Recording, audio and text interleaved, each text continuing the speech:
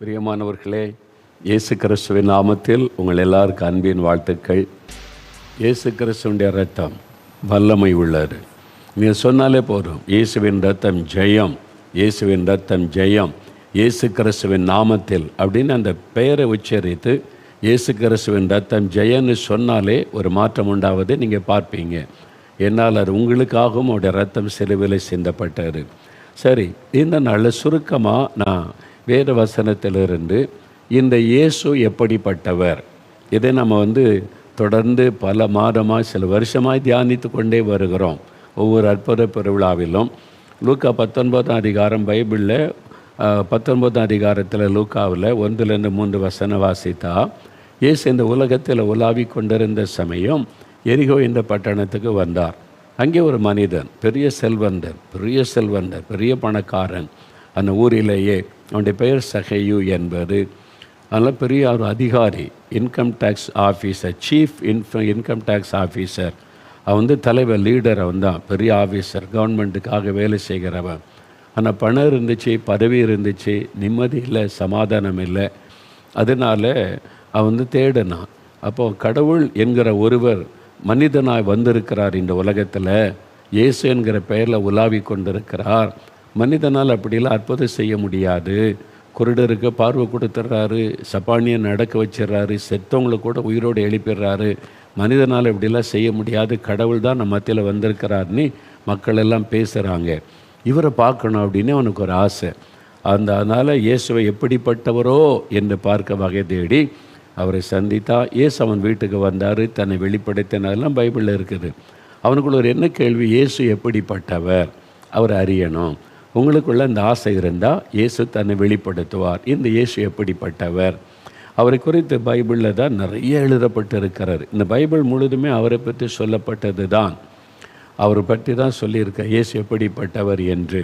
அதில் இன்றைக்கு அவரை குறித்து ஒரு காரியத்தை, அவர் அன்பானவர், வல்லமை உள்ளவர், மனதுருக்கம் உள்ளவர், அதிசயம் செய்கிறவர், பரிசுத்தமுள்ளவர், உண்மை உள்ளவர், இப்படி நிறைய காரியம் அவரை பற்றி சொல்லிக்கொண்டே போகலாம். கடவுள்னா இப்படி தான் இருக்கணுன்றதுக்கு குணலட்சணங்களை உடையவர் இயேசு கிறிஸ்து.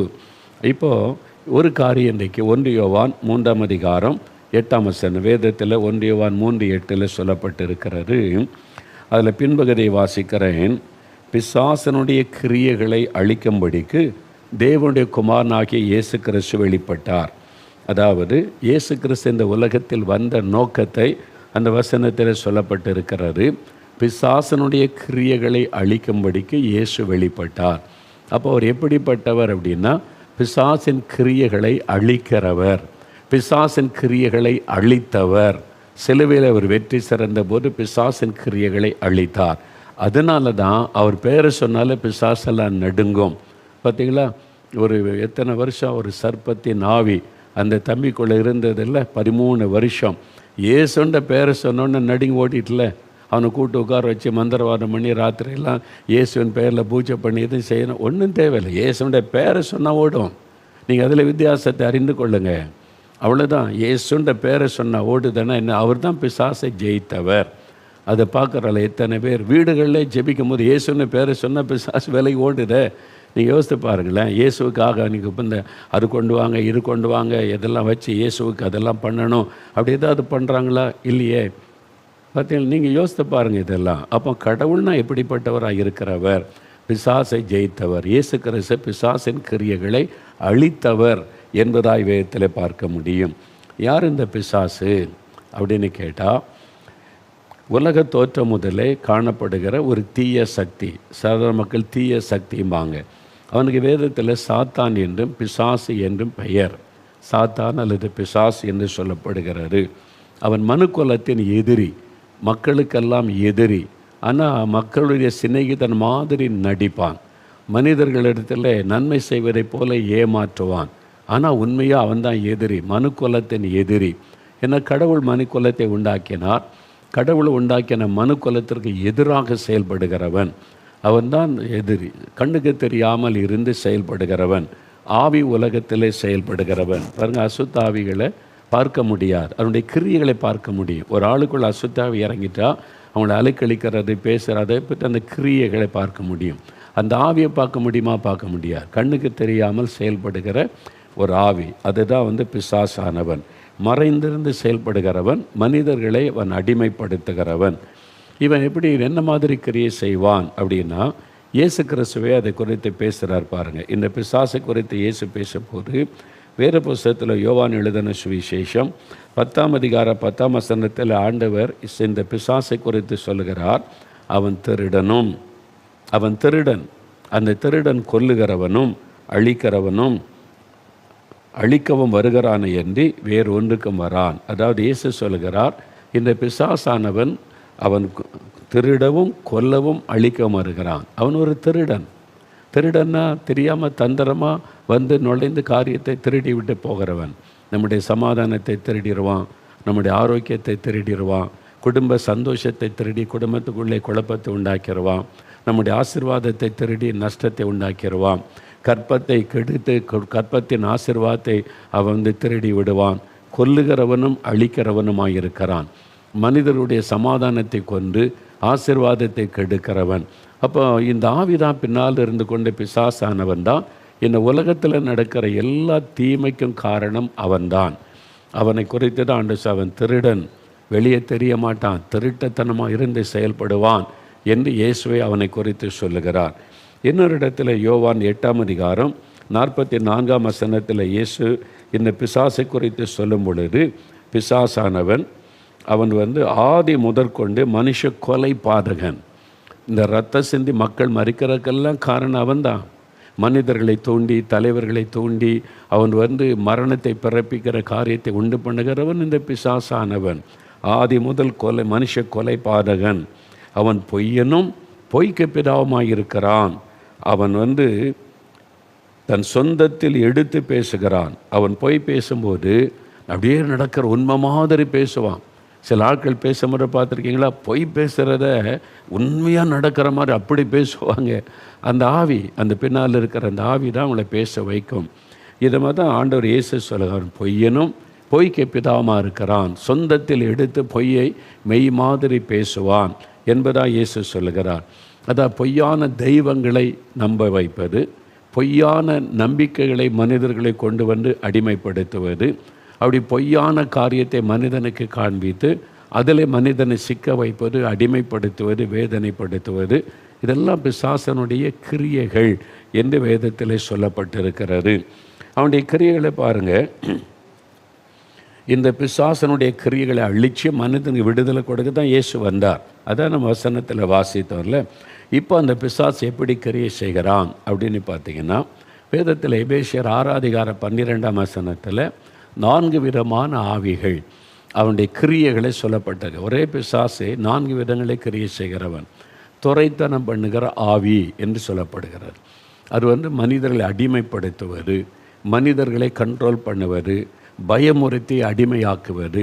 பயமுறுத்தி பிசாசினை இதை செய்யாட்டா இதுதான், நீ இதை செய்யாட்டா உனக்கு அழிவுதான், நீ இதை செய்யாட்டா உன் குடும்பம் அழிஞ்சிடும். இந்த பயந்தே நிறைய பேர் நிறைய கடவுள் உனக்கு செய்கிறாங்க. இன்றைக்கி மெஜாரிட்டி பாருங்கள், பயம், இதை செய்யாட்டா தெய்வ குத்தம் ஆயிரும் அப்படின்னு சொல்லி ஒரு பயத்தில் செய்கிறாங்க பாருங்கள். அது உண்மையான கடவுள் மேலே அன்பில் செய்வதில்லை. செய்யாட்டா குற்றம் வந்துடும், சாபம் வந்துடும், பாதிப்பு வந்துடும். சாத்தான் மனிதர்களை பயப்படுத்தி அடிமைப்படுத்துகிறவன் என்று வேதத்தில் சொல்லப்பட்டு இருக்கிறது. அதுதான் சாத்தானுடைய ஒரு பெரிய தந்திரம். மனிதர்களை அடிமைப்படுத்துவது, குடிக்கு அடிமைப்படுத்துவது, போதை வஸ்துகளுக்கு அடிமைப்படுத்துவது, லஞ்சம், பண ஆசையை தூண்டி லஞ்சம் வாங்க அடிமைப்படுத்துவது, அரசியல்வாதிகளை ஊழல் செய்ய அடிமைப்படுத்துவது. அதுக்கு பின்னால் இருப்பதெல்லாம் பண ஆசையை தூண்டுகிற ஆவி, பதவி மோகத்தை தூண்டுகிற ஆவி. அதுக்காக என்ன வேணாலும் செய்வாங்க. அவங்க என்ன பதவிக்காக, அந்த புகழுக்காக சிலர் பாருங்கள் என்ன வேணாலும் போய் சொல்லுவாங்க. யாரையும் பலி கொடுக்க தயங்க மாட்டாங்க. எவ்வளவு அநியாயமே செய்வாங்க. இப்படிலாம் கூட ஒரு மனுஷன் நடக்க முடியுமான்ற அளவுக்கு செய்வேன். அவங்களுக்கு பதவி மோகத்தை பிசாசு உண்டாக்கிடுவான். அவங்க அந்த பதவி மோகம், அந்த புகழ் மோகம், பணம் மோகம், அதுக்கு பின்னால் இருப்பது ஒரு ஆவி. சாதாரண மனிதன் அப்படி இருக்க மாட்டாங்க. நார்மலாக மனிதர்கள் அப்படி இருக்க மாட்டாங்க. மெஜாரிட்டி பாருங்கள் வேலை செய்வாங்க, சம்பாதிப்பாங்க, வாழ்வாங்க, அவ்வளோதான். ஆனால் சிலருக்குள்ள ஒரு கிரேசின்னு சொல்லுவாங்கல்ல, அதுக்கு பின்னால் இருப்பது இந்த ஆவி தான். அதுதான் பாருங்கள், சிலர் சொல்லுவாங்க சாயங்காலம் ஆகிட்டா எனக்குள்ளே ஒரு தூண்டுதல். யாரும் சொல்ல போ குடி குடி, என்னை தூண்டுது, ஏதோ ஒன்று என்னை தூண்டுது, ஏவுது. அந்த ஆவி, குடிவெறியின் ஆவி மனிதனை குடிக்க வச்சு அடிமையாக்கி குடும்பத்தை பாழாக்குகிறது. அந்த போதை இல்லாட்டா பைத்தியம் பிடிச்ச மாதிரி ஆகிடும், அப்படியே மென்டலான மாதிரி உடனே போகணும், உடனே அதுக்காக கொலை செய்யக்கூட தயங்க மாட்டாங்க. இந்த போதை கிடைக்கலன்னா சொந்த தாயை கொள்ளிடுறாங்க காசுக்காக, இந்த போதைக்காக சொந்த தகப்பனை கொள்கிறாங்க. அது சாதாரண காரியம், அது ஒரு ஆவி. பின்னாலேருந்து அந்த ஆவி அவங்களுக்குள்ள வெறியை உண்டாக்கி மனிதனை அடிமைப்படுத்தி அந்த பாவத்தை செய்ய வைக்கிற ஒரு ஆவி. இதுதான் பைபிள் சொல்லுங்க. சாத்தான் மனிதனை அடிமைப்படுத்துகிற துரைத்தனத்தின் ஆவி, அதிகாரத்திலே கிரியை செய்கிற ஆவி. அதிகாரத்தில் எங்கெங்கே அதிகாரம் இருக்குதோ அந்த ஆவி அவங்களை தூண்டி அந்த அதிகாரத்தை தக்க வைத்துக்கொள்ள என்ன எக்ஸ்டெண்டுக்கும் சிலர் போவாங்க, பார்த்துருக்கீங்களா? அந்த வெறியை உண்டாக்குற ஆவி. அந்த தம்பி சொன்னால கிரிக்கெட்னா உயிர், அது கிரிக்கெட் தோத்துட்டுனா அந்த கையை உடச்சிக்கணும், அப்படியே செவத்தில் மோதி. இதெல்லாம் பாருங்கள் வினோதமாக இருக்குல்ல. பின்னால் இருக்கிற ஒரு ஆவி அது கிரியை செய்யும். சிலர் அப்படியே பைத்தியம் பிடிச்ச மாதிரி அலைவாங்க அந்த காரியத்தில். ஒரு மனிதன் மீது, ஒரு தலைவன் மீது, அல்லது ஒரு விளையாட்டு மீது. சாதாரண ஒரு விளையாட்டை நம்ம என்ஜாய் பண்ணலாம், அது தப்பு கிடையாது. அதில் ஒரு கிரேசி மாதிரி பைத்தியம் பிடிச்ச மாதிரி ஆவாங்க பாருங்கள், அதுக்கு அது பின்னால் இருக்கிற ஆவி. அப்படியே அந்த ஆவி வசப்படுத்தி அநேகரை அடிமையாக்கி விடும். அவங்க குடும்பத்தை பற்றியோ சொந்த காரியத்தை பற்றி நினைக்கவே மாட்டாங்க. அந்த மாதிரி அடிமைத்தனத்துக்குள்ள ஆக்கிவிடும் அதுக்கு பின்னால் இருக்கிற அந்த ஆவி. அப்புறம் அந்தகார லோகாதிபதி, மந்திரம், பில்லிசூனியம். இன்றைக்கி துணிகரமாக செய்கிறாங்க. மந்திரம் வைக்கிறதுக்குன்னே இடம் இருக்குது, மந்திரம் வைக்கிறதுக்குன்னே ஒரு கடவுள் வச்சுருக்கிறாங்க. நீங்களே பாருங்கள், மந்திரம் செய்கிற வைக்கிறதுக்குன்னு அவங்களுக்கே தெரியும். அவங்க தான் சொல்கிறாங்க, இந்துக்கள் சொல்கிறாங்க இதெல்லாம் மந்திரம் வைக்கிற கோயில், பில்லிசூனியம் வைக்கிற கோயில். எப்படிங்க ஒரு கடவுள்கிட்ட போய் மந்திரம், ஒரு குடும்பத்தை பாழாக்கிற மந்திரவாதம் வச்சா அது எப்படி கடவுளாக இருக்க முடியும்னு அந்த யோசிக்க வர மாட்டேங்குது இல்லை? நீங்களே யோசித்து பாருங்கள். கடவுள்கிட்ட போய் ஆண்டவர் இயேசுக்கிட்ட போய், இயேசுவே நான் இவ்வளோ பணம் தந்துடுறேன், இந்த குடும்பத்தை அழிச்சிடறேன்னு சொன்னால் இயேசு ஏற்றுக்கொள்வார்னு நினைக்கிறீங்க? சத்துருவை கூட நேசிக்க சொன்னேன், ஒரு கன்னத்தில் அறிஞ்சு அடுத்த கன்னத்தை காமிக்க சொன்னேன், நீ என்ன ஒரு குடும்பத்தை அழிக்க நினைக்கிற? இயேசு அதை ஏற்றுக்கொள்ள மாட்டார். அப்போ ஒருத்தர் சொல்கிறாங்க, நீங்கள் காசு கொடு, நான் மந்திரவாதம் செய்தால் அதை பலிக்கும் அப்படின்னு ஒரு கடவுள். ரெண்டு கடவுள் உங்களுக்கு காண்பிக்கப்படுகிறது. நீங்கள் தெரிந்து கொள்ளுங்கள், எது கடவுளாக இருக்க முடியும்னு யோசிங்க. இந்த நாட்களில் சிந்திங்க. இதுக்கு பின்னால் இருப்பது ஒரு ஆவி, மனிதர்கள் அப்படியே அடிமைப்படுத்தி விடுகிறது, அதை பார்க்கிறோம். அதோடு கூட வானமண்டலத்தில் கிரியச்சுகிற பொல்லாத ஆவிகளின் சேனை, மனிதர்களை பயமுறுத்துவது, அடிமைப்படுத்துவது, மக்களுடைய சமாதானத்தை கெடுப்பது எல்லாம் ஆவிகள்.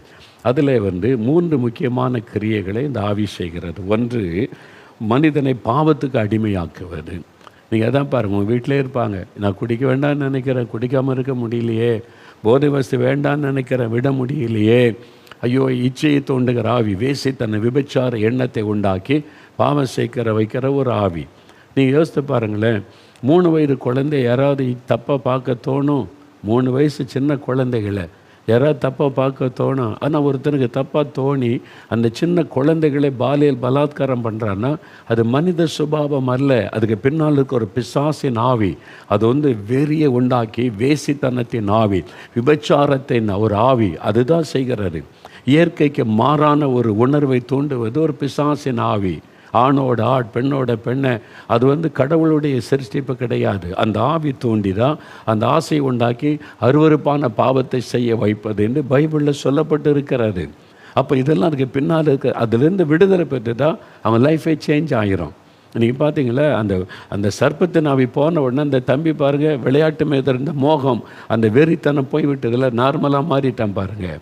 அதான் நம்ம பார்த்தோம்ல, நார்மலாக மாறிட்டான் பாருங்கள்.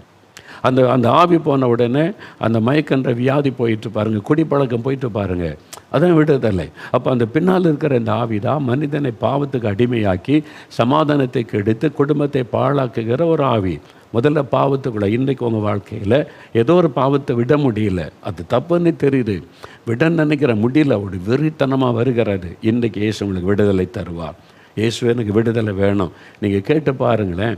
விடுதலை பெற்ற இலவசம், நீங்கள் காசெல்லாம் கொடுக்க தேவையில்லை. இப்போ நீங்கள் வீட்டில் இருந்து கொண்ட இயேசுவை எனக்கு விடுதலை வேணும் தாங்கன்னு கேளுங்க, இயேசு கட்டாயம் உங்களுக்கு விடுதலை தருவார். அதுதான் உங்களுக்கு சொல்லுகிற நற்செய்தி.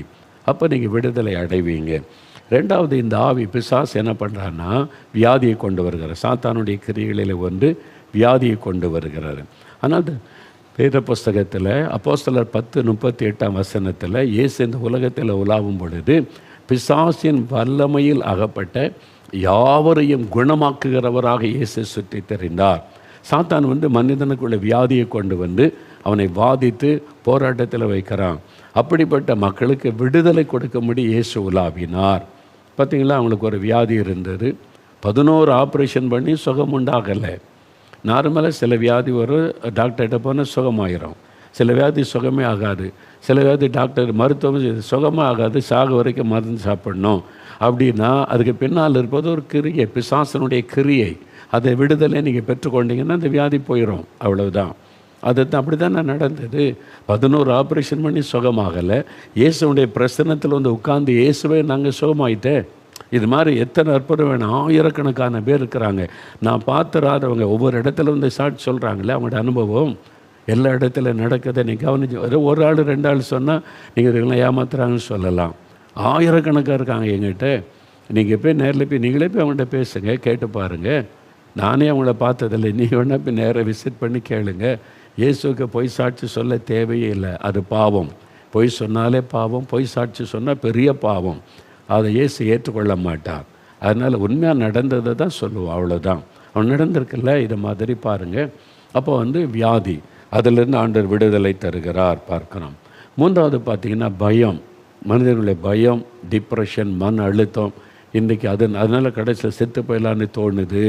தற்கொலை எண்ணம், இதெல்லாம் ஒரு பிசாசின் ஆவி. தற்கொலை தோண்டுகிற ஆவி, பயத்தை கொண்டு வருகிறது ஆவி, டிப்ரெஷனை கொண்டு வருவது ஒரு ஆவி. ராத்திரில தூங்க முடியல, தூக்கத்தை கெடுக்கிற ஆவி. எப்போ ராத்திரில தூங்க முடியலையோ பின்னால் ஒரு பிசாசின் கிரியை இருக்கிறது. அது சாத்தானுடைய ஒரு கிரியை. அதனால் நீங்கள் பிசாசை பிடிச்சவங்க கிடையாது, அது சாத்தானுடைய கிரியை. அதுதான் நம்மளை பயமுறித்து தூக்கத்தை கெடுக்கிறது. சில பாருங்கள், கர்ப்பம் தரிப்பாங்க, பாம்பு சொப்பனத்தில் தோன்று கர்ப்பம் கலைஞ்சிரும். இது மாதிரி 100கணக்கான சகோதரிமார்கள் வந்திருக்கிறாங்க ஜெபிக்க. சர்ப்பம் தோன்று அந்த பாம்பின் ஆவி அந்த சந்ததி ஆசீர்வாதத்தை கெடுத்து விடும், அழித்து விடும். அந்த ஆவி அழிக்கப்பட்ட உடனே பாருங்கள், கர்ப்பத்தின் ஆசீர்வாதம் உண்டாகும். நான் நிறைய பார்த்துருக்கிறேன் இந்த மாதிரி. இதெல்லாம் இத்தனை வருட ஊழிய பாதையில் நான் பார்த்து ஆண்டவர் என்னை கற்றுக் கொடுத்தாரு. வேதத்திலும் அதை பற்றி சொல்லியிருக்கிறார். எபிரேயர் 2:14-15 இந்த 2 வசனம் வாசித்துட்டு நம்ம இப்போ ஜெபிக்க போகிறோம். வேறு புஸ்தகத்தில் எபிரேயர் 2 நான் வாசிக்கிறேன். 14 வசனத்தின் பின்பகுதியிலிருந்து பாருங்கள். இயேசு கிறிஸ்து மரணத்திற்கு அதிகாரியாகிய பிசாசானவனை தமது மரணத்தினாலே அழிக்கும்படிக்கும் ஜீவ காலமெல்லாம் மரண பயத்தினாலே அடிமைதனத்திற்கு உள்ளானவர்கள் யாவரையும் விடுதலை பண்ணும்படிக்கும் அப்படியானார். சிலுவையிலே மரித்து உயிர்த்தெழுந்தார். ஜீவ காலமெல்லாம் மரண பயத்திற்கு அடிமைப்பட்டவளை விடுதலையாக்கும்படி. பயத்துக்கு அடிமைப்பட்டிருக்கீங்களா? டிப்ரெஷன், மன அழுத்தம், ராத்திரிலாம் தூங்க முடியல, உங்களுக்கு விடுதலை கொடுக்க தான் இயேசு சிலுவையிலே மரித்து உயிர்த்தெழுந்தார். இதை குறித்து கொலோசியர் 2:15 பைபிள் என்ன சொல்லியிருக்குன்னா, இயேசு கிறிஸ்து சிலுவையிலே வெற்றி சிறந்தார். அந்த சாத்தானை, பிசாசானவனை சிலுவையில் ரத்தம் சிந்தி மறித்து அவர் ஜெயித்தார். பிசாசை ஜெயித்தவர் இயேசு, வெற்றி சிறந்தார். அதனால தான் இயேசு கிறிஸ்துன்ற பெயரை சொன்னாலே பிசாசு நடுங்குவான், அசுத்தாவிகள் நடுங்கும். அந்த ஆவியின் கட்டுகளெல்லாம் அறுக்கப்படும், வியாதி விலகும், பயம் விலகும், அந்த பாவ காரியங்கள் மாறும், புது இருதயம் உண்டாகும். இந்த மாற்றத்தை எல்லாம் நமக்கு கொடுக்கத்தான் இயேசு சிலுவையிலே மரித்து உயிர்த்தெழுந்தார். இப்போ அவரை நோக்கி நம்ம ஜெபிக்க போகிறோம். இயேசுவே, நீங்கள் எனக்காக சிலுவையில் மரித்து ரத்த சிந்து உயிர்த்தெழுந்தீங்கல்ல, அப்போ எனக்கு இன்றைக்கி விடுதலை வேணும், சுகம் வேணும், அற்புதம் நடக்கணும்னு ஜெபிக்க போகிறேன். சரியா? இப்போ நம்ம ஜெபிக்க போகிறோம். நல்ல கவனிங்க. நீங்கள் ஜெபம் பண்ணும்போது என்ன மோகலாசரசை மறந்துடுங்க. நீங்கள் கண்களை மூடி இயேசுவை நினைத்து, சிலுவையில் உங்களுக்காய் மரித்து உயிர்த்தெழுந்த உயிரோடு இருக்கிற இயேசுவை நினைத்து, இயேசுவே எனக்காக நீங்கள் சிலுவையில் ரத்த சிந்தி மரித்து உயிரோடு எழுந்தீங்க, உயிரோடு இருக்கிறீங்க, நான் அதை விசுவாசிக்கிறேன். இவங்களுக்கெல்லாம் அற்புதம் செய்தீங்க, எனக்கும் ஒரு அற்புதம் வேணும். எனக்கு இந்த பிசாசு போராட்டம் இருக்குது, இந்த பாவத்தை விட முடியல, மதுபான பழக்கம், போதை வஸ்துகள், சூதாட்டம், விபச்சார, வேசித்தனம், அந்த ஆசை வந்துக்கிட்டே இருக்குது. இந்த அசுத்தமான சிந்தை பாவம், எனக்கு அதுலேருந்து விடுதலை வேணும், பரிசுத்தம் வேணும். அது ஒன்று. அப்புறம் எனக்கு இந்த வியாதி, எவ்வளோ ட்ரீட்மெண்ட் எடுத்து சுகமாக மாட்டேங்குது, எவ்வளோ மருந்து மாத்திரை பணம் செலவு பண்ணி விடுதலை வரல, எனக்கு இந்த வியாதியிலேருந்து சுகம் வேணும் அப்படின்னு ஜெபிக்கணும். என் குழந்தைக்கு சுகம் வேணும், என் கணவருக்கு மனைவிக்குன்னா அவங்க மேலே கை வைத்து நீங்கள் ஜெபிக்கணும். அதன் பிறகு பயம், எனக்கு பயமாக இருக்குது, ராத்திரில தூங்க முடியல, சொப்பனம் வருது, சர்ப்பம் வருகிறது, எனக்கு விடுதலை வேணும் இயேசுவே, விடுதலை கொடுங்க. ஆஸ்பத்திரியில் சொந்தக்காரங்க இருக்கிறாங்க, குடும்பத்தார், அவங்களுக்கு சுகம் கொடுங்க இயேசுவேன்னு அந்த பெயரை சொல்லி ஜெபிக்கணும். அவ்வளோதான். இப்போ முழங்கால் படியிட்டு ஜெபிக்க போகிறோம். நீங்கள் முடிஞ்சவங்க முழங்கால் படியிடுங்க. சிலருக்கு உங்களுக்கு பழக்கம் இல்லை, முழங்கால் படியிட்டு எங்களுக்கு பழக்கம் இல்லையா அப்படின்னா நீங்கள் உட்கார்ந்து கொள்ளுங்க. உட்கார்ந்து கொண்டு அந்த கண்களை மூடி இயேசுவை மட்டும் உங்களுடைய இருதயத்தில் நினைத்து நீங்கள் ஜெபிக்கணும். அந்த மாதிரி அப்போ முடிந்தவங்க முழங்கால் படியிடுங்க, மற்றவங்க கண்களை மூட. ஏன் சொல்கிறோன்னா, நீங்கள் எண்ணம் சிதறக்கூடாது. அப்படியே அவரை நினைத்து நீங்கள் இயேசுவே, இயேசு கிறிஸ்துவே எனக்கு அற்புதம் செய்யணும், இயேசுவின் ரத்தம் ஜெயம் அப்படின்னு அவரை நினைத்து நீங்கள் ஜெபிக்கணும். அப்போ தான் நீங்கள் அற்புதங்களை பெற்றுக்கொள்ள முடியும். சரியா? அதனால் உட்கார்ந்த வண்ணமாக கூட ஜெபிக்கலாம். விசுவாசிங்க, இயேசு இப்போ உங்கள் பக்கத்தில் தான் நிற்கிறார். இயேசு சொன்னார், எந்த இடத்துல 2 பேர் 3 பேர் இயேசு கிறிஸ்துன்ற நாமத்தினால கூடினாலும் அங்கே நான் இருக்கிறேன். இயேசு வாக்கு கொடுத்திருக்கிறார், பைபிள் எழுதியிருக்குது. இப்போ உங்கள் வீட்டில் உங்கள் பக்கத்தில் இயேசுன்னு இருக்கிறார். அதனால் இயேசு உங்கள் பக்கத்தில் இருப்பதை உணர்ந்து, இயேசுவே நான் விசுவாசிக்கிறேன், எங்கள் வீட்டுக்கு வந்திருக்கிறீங்க, இப்போ என்னை தொடுங்க, எனக்கு விடுதலை கொடுங்க அப்படின்னு கேட்கணும். கவனிங்க, பாவத்திலேருந்து எனக்கு விடுதலை வேணும், இந்த பாவ பழக்கம் மாறணும், நிம்மதி சமாதானம் வேணும்னா இருதயத்தில் கை வைத்து, இயேசுவே என் உள்ளத்தில் நீங்கள் வாங்க, என் பாவத்தை மன்னிச்சிருங்க, எனக்கு இந்த பாவத்தில் இந்த விடுதலை கொடுங்க, சமாதானம் கொடுங்க அப்படின்னு நீங்கள் வேண்டிக் கொள்ளணும். வியாதியோடு இருக்கிறவங்க வியாதி உள்ள இடத்துல உங்களுடைய வலது கையை வைத்து, உங்களுக்கு வயிற்று பகுதியில் கட்டி பிரச்சனைனா கை வைத்து ஜெபிங்க. கண்களில் சுக வேண்டாம், கண்ணில் கை வைத்து கொள்ளுங்க. காதில் கேட்கலன்னா விரல் வைத்து கொள்ளுங்க. அதில் உங்களுடைய தலையில் கை வைத்து, எனக்கு விடுதலை வேணும், சுகம் வேணும், அந்தந்த இடத்துல அல்லது உங்களுடைய இதயத்தில் கை வைத்து ஜெபிக்கலாம். வியாதிப்பட்டவங்க வீட்டில் இருந்தால் அவங்க மேலே நீங்கள் உங்கள் கையை வைத்து, இயேசுவே என் குழந்தையை தொடுங்க, இயேசுவே என் கணவருக்கு சுகம் கொடுங்க அப்படி சொன்னால் போதும். இயேசுவின் பெயரை சொல்லி நீங்கள் ஜெபிச்சா போதும், ஆண்டவர் அற்புதம் செய்வார். சரியா? பயம், டிப்ரெஷன், ராத்திரில தூங்க முடியல, இயேசுவே விடுதலை கொடுங்க. சுகம் வேணும்னா இயேசுவே சுகம் கொடுங்கன்னு கேளுங்க. விடுதலை வேணும், இயேசுவை விடுதலை கொடுங்கன்னு கேளுங்க. சமாதானம் வேணும், இயேசுவை சமாதானம் கொடுங்கன்னு கேளுங்க. ஒரு ஆசீர்வாதம் வேணும், கற்பத்தின் ஆசீர்வாதம் வேணும், கடன் பிரச்சனை மாறணும், வறுமை நீங்கணும், ஆண்டவரே இந்த வேலைக்கு வழி திறக்கணும், எக்ஸாமில் பிள்ளைகள் எக்ஸாமில் வெற்றி பெறணும், நல்ல மார்க், என்ன வேணாலும் கேட்கலாம். இயேசுவின் பெயரை சொல்லி கேட்கணும். அவ்வளோதான். ஜெபிக்கலாமா? அப்படியே உங்களுடைய கண்களை மூடி அவங்களுடைய இருதயத்தில் கை வைத்து அல்லது வியாதி உள்ள இடத்துல கை வைத்து, வியாதியஸ்தர் மீது கை வைத்து, அப்படி இயேசுவே உமக்கு ஸ்தோத்திரம்னு சொல்லுங்கள். முதல்ல இயேசுவே உமக்கு ஸ்தோத்திரம், நீர் அற்புதங்களின் தேவன் என்பதை நான் அறிந்து கொண்டேன்.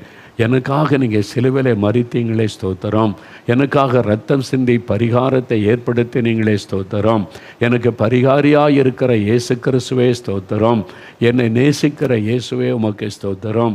இப்பொழுது எனக்கு அற்புதம் வேணும், ஆண்டவரே எனக்கு சமாதானம் வேணும், இந்த பாவத்தில் இந்த விடுதலை வேணும்ப்பா, இந்த பாவ பழக்கத்திலிருந்து எனக்கு விடுதலை கொடுங்க, இந்த மதுபானத்திலிருந்து விடுதலை கொடுங்க, போதை வஸ்துகளிலிருந்து இயேசுவே விடுதலை கொடுங்க, என்னால் விட முடியல, எனக்கு விடுதலை கொடுங்க இயேசுவே, எனக்காகத்தானே நீங்கள் சிலுவையில் மரித்து உயிர்த்தெழுந்தீங்க, இப்போ என் உள்ளத்தில் வாங்க, எனக்கு பாவ மன்னிப்பின் சந்தோஷத்தை தாங்க, பாவத்திலிருந்து எனக்கு விடுதலை தாங்க. ஜெபிங்க ஜெபிங்க.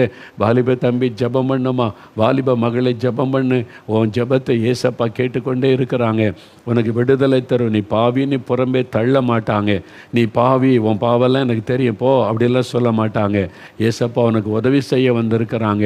ஐயோ எங்கள் அப்பா அம்மாவுக்கு தெரியாது, வெளியில் யாருக்கும் தெரியாது, என் அந்தரங்க வாழ்க்கையில் இந்த பாவம் தொடர்பு இருந்துக்கிட்டே இருக்குது, இயேசுவை விடுதலை கொடுங்க, என்னை மன்னிச்சிருங்க. ஜபி மகளே, ஜபி மகனே, இந்த மதுபானம் வேண்டாம், போதை வஸ்துகள் வேண்டாம், விடுதலை கொடுங்க.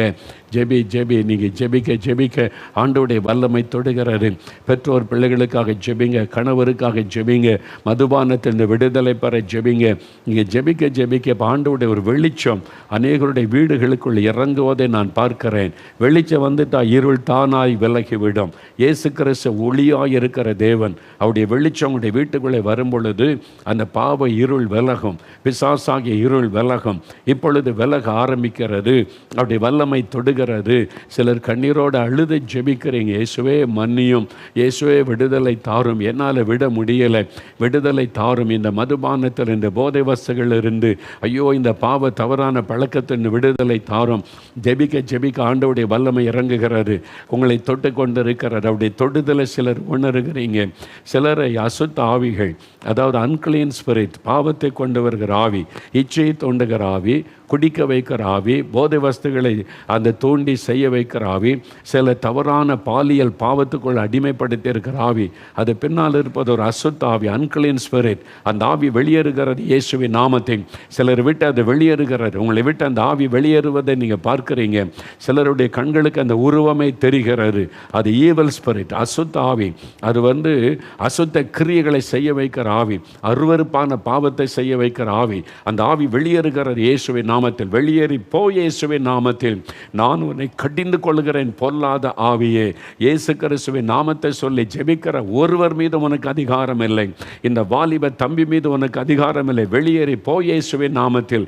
இந்த வாலிப மகள் மீது உனக்கு அதிகாரம் இல்லை, வெளியேறி போ இயேசுவின் நாமத்தில். மதுபான பழக்கம், இச்சையை தோண்டுகிற ஆவிகள், வேசித்தனத்தின் ஆவிகள் இயேசுவின் நாமத்தில் வெல்லகட்டும், வெல்லகட்டும். அருவருப்பான பாவத்தை செய்ய தோண்டுகிற பொருளாத பிசாசின் கிரியைகள் அழிக்கப்படட்டும் இயேசுவின் நாமத்தில். இயேசுடைய ரத்தத்தை அவர் மேலே தெளிக்கிறேன். இயேசுடைய ரத்தத்தை தெளித்து ஜெபிக்கிறேன். அந்த வீடுகளுக்குள்ளே கர்த்தருடைய வெளிச்சம் வருகிறது. விடுதலை, விடுதலை. மகளே, இன்றைக்கு உனக்கு விடுதலை. மகனே, உனக்கு விடுதலை.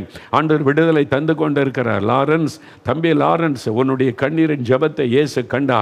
உனக்கு விடுதலை வேணும்னு நீ ஜெபிக்கிறாய். பல நாட்கள் இந்த விடுதலைக்காக ஏங்கிக் கொண்டிருந்தாய். இயேசுடைய வல்லமை இறங்கிவிட்டாரு. விட முடியாத அந்த பாவ கட்டுகள் அறுக்கப்படுகிறது. விடுதலை. இயேசுவே ஸ்தோத்திரம்னு சொல்லு, இயேசுவே ஸ்தோத்திரம்னு சொல்ல போதும். நீ விடுதலை அடைந்து கொண்டு இருக்கிறாய். ஆண்டவருக்கு ஸ்தோத்திரம்னு சொல்லி பொழுது கர்த்தருடைய கரம் தொடுகிறதற்காய் விடுதலை தந்து கொண்டு இருக்கிற அன்பிற்காக உமக்கு ஸ்தோத்திரம். ஆண்டவரே, உமக்கு ஸ்தோத்திரம் என்று உம்மை துதிக்கிறோம், நன்றி செலுத்துகிறோம். ஆண்டவரே, உமக்கு நன்றி. ஆண்டவரே, லிடியா என்று ஆங்கிலத்தில் சொல்கிறாங்க, தமிழில் லீதியாள். உன்னை ஆண்டவர் தொடுகிறார் மகளே. ரகசிய பாவத்தில் அகப்பட்டு விட முடியாமல் தவிக்கிற இயேசுடைய கண்ணீரை கண்டார். இன்றைக்கு உனக்கு விடுதலையின் நாள். இயேசுவின் நாமத்தில் அந்த பாவ கட்டுகள் அறுக்கப்படுகிறது, மெய் சமாதானம் உண்டாகிறது. இப்பொழுது இயேசுவே ஸ்தோத்திரம் என்று ஆண்டவரை மகிமைப்படுத்து. இயேசுவே ஸ்தோத்திரம் என்று சொல்லி இப்பொழுது தேங்க்யூ லார்ட். ஜெயா என்கிற ஒரு மகளை ஆண்டவர் தொடுகிறார். உன்னுடைய முழு பெயர் ஜெய சுதா என்பது. ஆனால் ஜெயா என்று தான் உனக்கு எல்லாருக்கும் தெரியும். உன் மீது ஆண்டவருடைய வல்லமை இறங்குகிறது மகளே. நீ உன் பாவத்தை அறிக்கையிட்டு ஜெபித்தபடியால் விடுதலை உண்டாகி சமாதானம் வருகிறது. அந்த கட்டுகள் அறுக்கப்படுகிறது. உன்னை அடிமைப்படுத்தி வைத்திருக்கிற கண்ணிகள் தெரிப்படுகிறது. நீ விடுதலை பெற்றுக்கொண்டா. இயேசுவுக்கு ஸ்தோத்திரம் என்ற ஆண்டவரை மகிமைப்படுத்து. கர்த்தருடைய கரம் தொடுகிறதற்காய் நன்றி. அநேகர் விடுதலை அடைகிறீங்க. இயேசுவுக்கு ஸ்தோத்திரம், ஸ்தோத்திரம், ஸ்தோத்திரம்னு சொல்லுங்க. இயேசுவின் ரத்தத்தினாலே விடுதலை, பாவ கட்டுகள் அறுக்கப்படட்டும். இப்போ வியாதி உள்ளவர்கள் மீது ஆண்டவருடைய சுகமளிக்கிற வல்லமை இறங்குகிறது.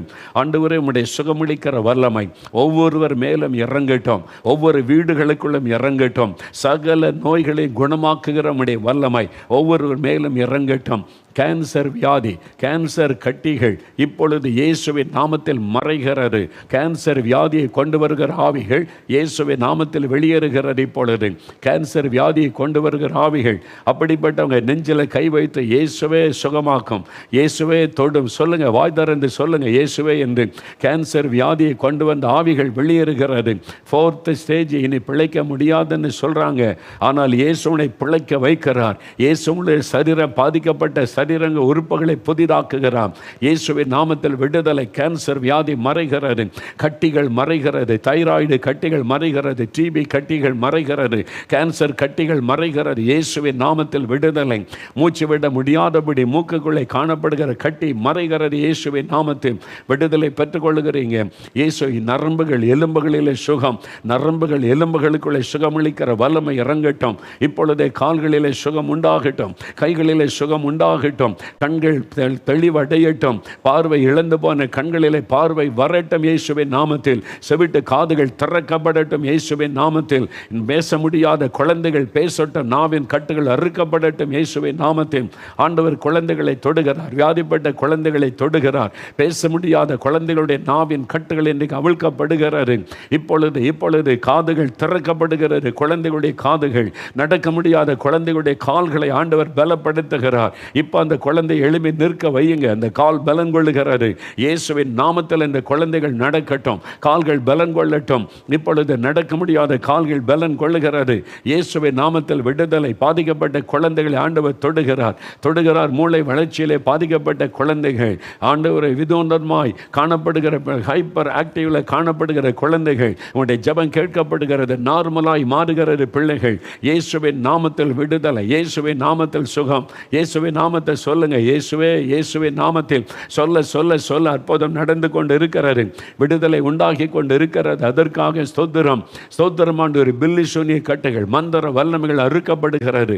பில்லி சூனியத்தினால் உண்டான பாதிப்புகள், நோய்கள், மரண கட்டுகள் என்று இயேசுவின் நாமத்தில் மாறுகிறது.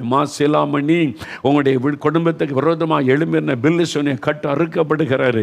உங்களுடைய குடும்பத்தை சூழ்ந்திருக்கிற மரண போராட்டம் மாறுகிறது.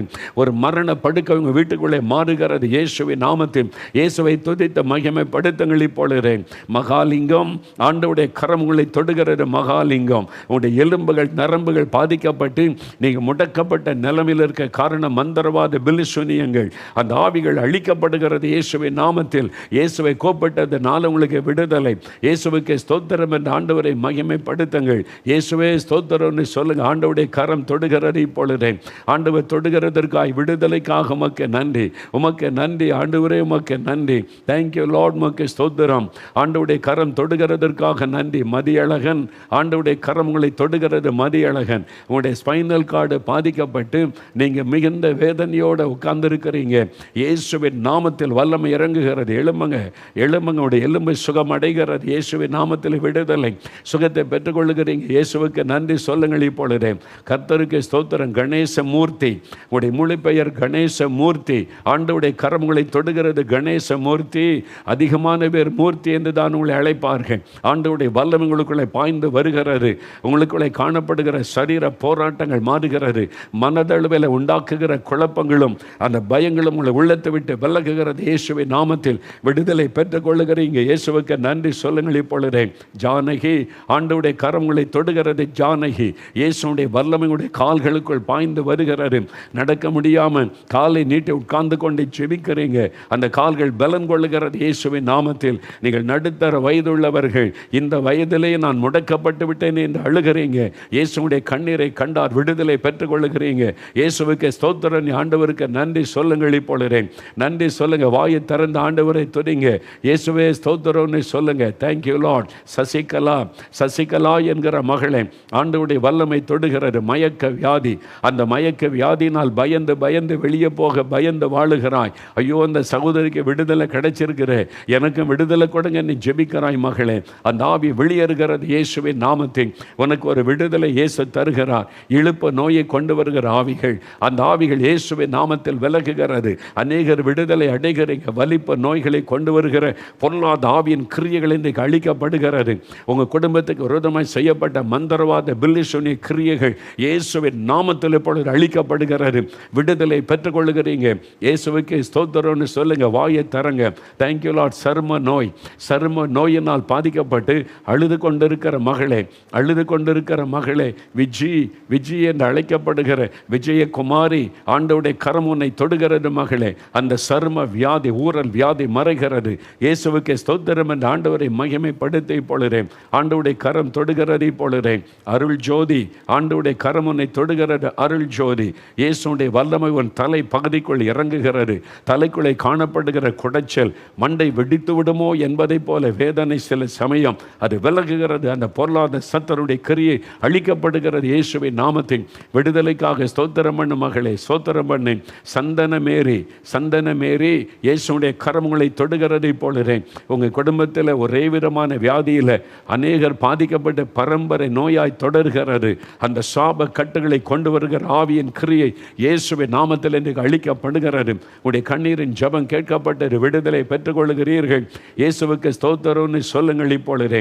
நன்றி சொல்லுங்கள் இப்பொழுது. வெரோனிகா, மகளே வெரோனிகா, ஆண்டவருடைய கரம் உன்னை தொடுகிறது. மகளே, இப்பொழுதே உன்னுடைய கைகளிலே விரல்களிலே காணப்படுகிற அந்த வலிகள், ஜாயிண்ட் பெயின்கள் இப்பொழுது மறைகிறது இயேசுவின் நாமத்தில். விரலை மடக்கு, அந்த விரலில் காணப்பட்ட வீக்கங்கள் மறைகிறது இயேசுவின் நாமத்தில். விடுதலை. இயேசுவே ஸ்தோத்திரம் என்ற ஆண்டவரை மகிமைப்படுத்து. கர்த்தருடைய கரம் தொடுகிறதற்காக நன்றி. முருகானந்தம். ஆண்டவருடைய கரம் உங்களை தொடுகிறது. முருகானந்தம். உங்களுடைய குடும்பத்தின் மீது இருந்த சாபத்தின் நிமித்தமாய் அசுத்த ஆவியனுடைய போராட்டம் உங்களுடைய குடும்பத்தை அலைக்கழிக்கிறது. மந்திரவாதங்கள் ஒரு பக்கம், சாபத்தினுடைய கிரியை ஒரு பக்கம். நீங்கள் மிகவும் பாதிக்கப்பட்டு இயேசுவே நீ கதறி ஜெபிக்கிறீங்க. இயேசுவே அவருடைய பெயரை சொன்னதுனால இன்றைக்கு ஒரு விடுதலை. அந்த கட்டுகள் எல்லாம் அறுக்கப்படுகிறது இயேசுவின் இரத்தத்தின் வல்லமையினால். விடுதலை பெற்றுக்கொள்கிறீங்க. இயேசுவுக்கு ஸ்தோத்திரம். இயேசுவே நன்றின்னு சொல்லுங்க. இப்பொழுது வாயை திறந்து நன்றின்னு சொல்லுங்க. இயேசுவுக்கு ஸ்தோத்திரம்னு சொல்லுங்க.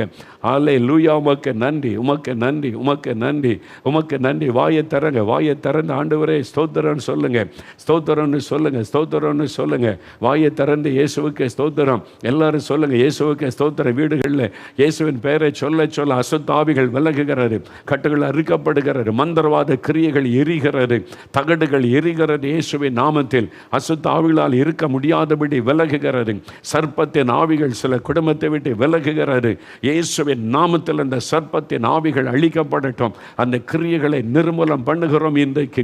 பொருளாத சர்ப்பத்தின் ஆவியை வஞ்சிக்கிற பிசாசே வெளியேறி போ இயேசுவின் நாமத்தில் என்று உன்னை கடிந்தப்பரப்படுத்துகிறேன். அந்த குடும்பங்கள் எல்லாம் விடுதலை அடையட்டும். அந்த பொல்லாத மந்திர பெலிஷனை கிரியைகளும் சர்ப்பத்தின் கிரியைகளும் அழியட்டும். குரங்கின் ஆவியனுடைய கிரியைகள் அழியட்டும். மந்திரத்தில் பயன்படுத்துகிற அந்த ஆவியின் கிரியை இயேசுவின் நாமத்தில் ஏறியட்டும்.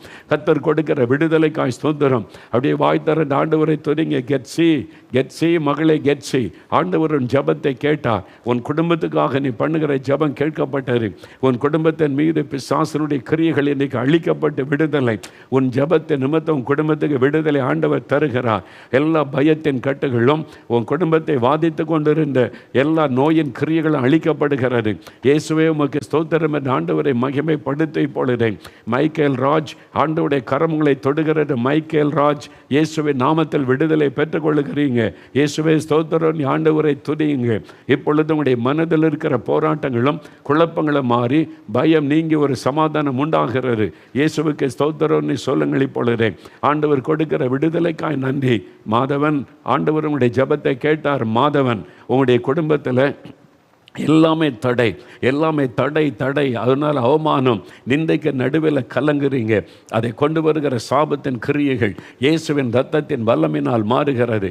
இனி மாற்றத்தை ஆசீர்வாதத்தை நீங்கள் காண்பீங்க. இயேசுவுக்கு ஸ்தோத்திரம் என்ற ஆண்டவரை மகிமைப்படுத்துங்க. கர்த்தரப்படி செய்கிற அன்பிற்காக ஸ்தோத்திரம். மேத்யூ, மேத்யூ, ஆண்டவருடைய கரமுகளை தொடுகிறது. மேத்யூ, இந்த நாளில் உங்களுடைய வழிகளை கர்த்தருக்கு ஒப்பு கொடுத்து ஜெபிச்சிங்க. பாவத்தை அறிக்கையிட்டு ஜெபிச்சதுனால கர்த்தர் உங்களுக்கு விடுதலை தருகிறார். எல்லா கட்டுகளும் அறுக்கப்பட்டு உங்களுடைய சரீரத்தில் விடுதலையும் உங்களுடைய குடும்பத்துக்குள்ளே சமாதானத்தை ஆண்டவர் கட்டளை இடுகிறார். அந்த மாற்றத்தை நீங்கள் பார்ப்பீங்க. இயேசுவுக்கு ஸ்தோத்திரம். கர்த்தரை மகிமைப்படுத்துங்கள் இப்பொழுதே. இயேசுவுக்கு நன்றி சொல்லுங்கள் இப்பொழுது. தேவராஜ், கர்த்தருடைய கரமுங்களை தொடுகிறபடியினால் உங்களுடைய கழுத்து பகுதியில் இருக்கிற எலும்பில் இருக்கிற வலி மறைகிறது. தேவராஜ், விடுதலை பெற்றுக்கொள்கிறீங்க. இயேசுவுக்கு ஸ்தோத்திரம்னு சொல்லுங்க. தேங்க்யூ லார்ட், உமக்கு நன்றி. எல்லாரும் அப்படியே வலதுகரம் வைத்துங்க. வலதுகரம் வைத்து ஆண்டவரே நீ கொடுத்த இயேசுவே ஸ்தோத்திரம் சொல்லுங்க. இயேசுவே விடுதலைக்காய் ஸ்தோத்திரம். இயேசுவே அற்புதத்திற்காய் ஸ்தோத்திரம். வாய் திறந்து ஆண்டவருக்கு நன்றி சொல்றீங்களா? நன்றி சொல்லுங்க, நன்றி சொல்லுங்க. இயேசுவே நன்றி. நீங்க கபாலி, ஆண்டவருடைய கரமுங்களை தொடுகிறது. கபாலி, உங்களை தொடர்ந்து வந்த ஒரு இரத்த பழியினால் உண்டான சாபக்கட்டு இயேசுவே மன்னியும். இயேசுவே விடுதலை தாருன்னு ஜெபிச்சதுனால அந்த இரத்த பழியினால் உண்டான சாபக்கட்டு மாறுகிறது. இனி உங்களுடைய வாழ்க்கையில் ஒரு மாற்றத்தை ஆண்டவர் கட்டளை இடுகிறார். பாவத்தை விட்டு மனம் திரும்பினதினால் உங்களுக்கு இரக்கம் செய்கிறார். இனி பாவம் செய்யாதபடி கவனமா இருங்க. இயேசுவின் நாமத்தில் விடுதலை. கர்த்தர் அப்படி செய்கிறதற்காக உமக்கு ஸ்தோத்திரம். நல்ல வாய்த்தரன் இயேசுவே ஸ்தோத்திரன் சொல்லுங்க. இயேசுவே நன்றி, இயேசுவே ஸ்தோத்திரம். தகப்பனே, வேலைக்காக ஜெபிக்கிற பிள்ளைகளுக்கு வேலைக்கு வழி திறந்து ஆசீர்வதியும். நாளை தினத்தில் இந்த எக்ஸாம் எழுத போகிற பிள்ளைகள், எழுதி கொண்டிருக்கிற பிள்ளைகள் எல்லாருக்காக ஜெபிக்கிறேன். பிள்ளைகளை தைரியப்படுத்தும், பலப்படுத்தும், பயமெல்லாம் விலகட்டும். மகிழ்ச்சியோடு போய் பிள்ளைகள் எக்ஸாம் எழுதி ஜெயிக்கும்படி, சாதிக்கும்படி அவங்களை ஆசீர்வதியும். பெற்றோருடைய ஜெபத்தை கேட்டு பிள்ளைகளை ஆசீர்வதிக்கிறதற்காக நன்றி. நுழைவு தேர்வுக்காக எழுதுகிற பிள்ளைகள் வெற்றி பெறட்டும். ஆசீர்வதித்த உயர்த்துவீராக. திருமண தடைகள் விலகி திருமண காரியங்கள் வாய்க்கட்டும். பெற்றோருடைய ஜெபத்திற்கு தேவன் பதில் கொடுத்து அற்புதங்களை செய்யும். கற்பத்தின் ஆசீர்வாதத்துக்காக ஜெபிக்கிற பிள்ளைகளுக்கு கற்பத்தின் ஆசீர்வாதத்தை அருளி கர்த்தர் அவளை மகிழ பண்ணும். ஆண்டவருடைய கரம் அற்புதம் செய்து விட்டதற்காக ஸ்தோத்திரம். வியாபாரத்தில் காணப்படுகிற நஷ்டம், இழப்புகள் நீங்கட்டும். எல்லா போராட்டங்களும் குடும்பத்தை விட்டு விலகட்டும். இன்று முதல் சமாதானம், ஆசீர்வாதம் வீட்டுக்குள்ளே வரட்டும். பிசாசனுடைய சகல கிரியைகளும் அழிக்கப்பட்டு போகட்டும். ஒரு மாற்றம் வீட்டுக்குள்ளே இன்று முதல் உண்டாகட்டும். உம்முடைய ரத்தத்தை தெளித்து ஜெபிக்கிறேன். எல்லாரும் கரம் வைத்து இயேசுவின் ரத்தம் ஜெயம் சொல்லுங்க. வாய் திறந்து இயேசுவின் ரத்தம் ஜெயம், இயேசுவின் ரத்தம் ஜெயம். இயேசுடைய ரத்தத்தின் வல்லமையினால் நீங்கள் ஜெயம் பெறுறீங்க, விடுதலை பெறுகிறீங்க. ஆண்டவருக்கு ஸ்தோத்திரம்.